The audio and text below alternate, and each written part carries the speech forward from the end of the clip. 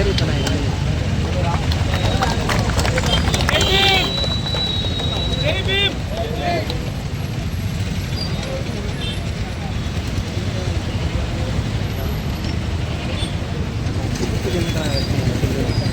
బాగుంటుంది సెట్ చేస్తాం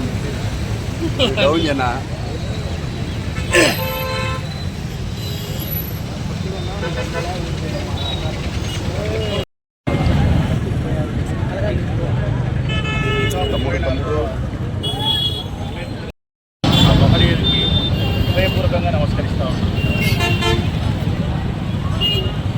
ఈరోజు మనందరం ఇంత స్వేచ్ఛగా ఇంత సంతోషంగా జీవించడానికి ప్రధానమైనటువంటి కారణం డాక్టర్ బిఆర్ అంబేద్కర్ గారు. ఇందులో ఎవ్వరికీ ఏ అనుమానం ఉండదు.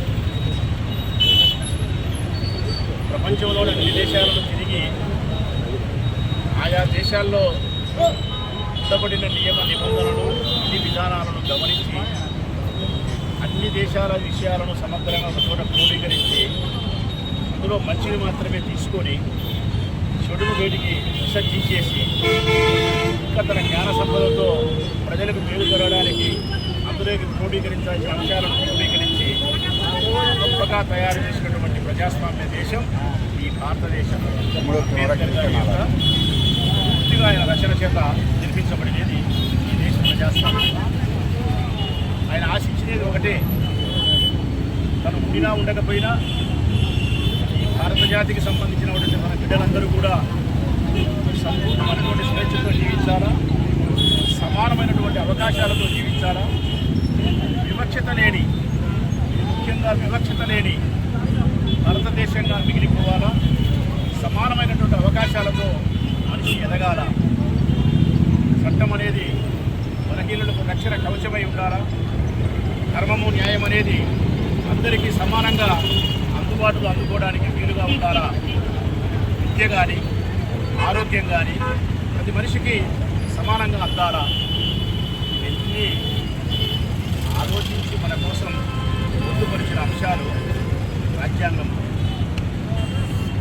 మరి ఇంత గొప్పగా మనందరం బ్రతకాలని చెప్పి, ఇంత స్వేచ్ఛగా మనం ఉండాలని చెప్పి, వివక్షత లేకుండా ఒక తల్లికి పుట్టిన బిడ్డల మాదిరి అందరం కూడా దళితులు కావచ్చు, అగ్ర వర్ణాలు కావచ్చు, మైనారిటీలు కావచ్చు, బీసీలు కావచ్చు, కులము మతము ధనికము భేదం అనే వర్ణము అనే భేదమే లేకుండా అందరం కూడా సమానంగా ఈ భరతమాత తల్లికి పుట్టిన బిడ్డల్లాగా సమానంగా మనం జీవించాలని చెప్పి ఆయన ఏర్పాటు చేసినాడు. చట్టం అనేది రక్షణగా ఉండాలని ఏర్పాటు చేసినాడు, స్వేచ్ఛ ఉండాలని చేసినాడు. మరి ఈరోజు ఏం జరుగుతుంది? ఈరోజు ఏం జరుగుతుంది ఈ రాష్ట్రంలో? ఎవరైనా స్వేచ్ఛగా మాట్లాడితే మన మీద కేసులు పెట్టి జైలు పంపిస్తున్నారు. ఎవరైనా వారి హక్కుల కోసం ప్రశ్నిస్తే మన పైన దాడులు చేసి జైలుకి పంపిస్తున్నారు. చట్టం కొందరికే చుట్టమైంది, అందరికీ లేదు. స్వేచ్ఛ అందరికీ లేదు, సమానమైన అవకాశాలు అందరికీ లేవు. ఈనాటి కూటమి యొక్క ప్రభుత్వ పాలనలో స్వేచ్ఛ పూర్తిగా హరించబడింది, సమానత్వం పూర్తిగా వ్యతిరేకించబడింది. స్వయాన ఈ రాష్ట్ర ముఖ్యమంత్రి నారా చంద్రబాబు నాయుడు గారే దళితుల ఇళ్లలో ఎవరైనా జన్మించాలని చెప్పి మాట్లాడిన తర్వాత ఇక వివక్షత మాపుతారు అన్న నమ్మకం నాకైతే లేదు, వివక్షత పోతుంది అనేది నాకైతే లేదు, దళితుల యొక్క ఆత్మగౌరవం నిలబడుతుందన్న నమ్మకం నాకు లేదు.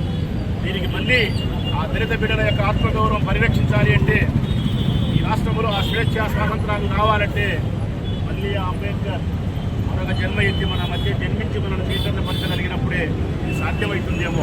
చంద్రబాబు నాయుడు లాంటి వ్యక్తులు ఈ రాష్ట్రాన్ని పరిపాలించిన కాలం. మీరే ఆలోచించండి ప్రజలారా, ఈ రాష్ట్రంలో ఎవరికైనా స్వేచ్ఛ ఉందా?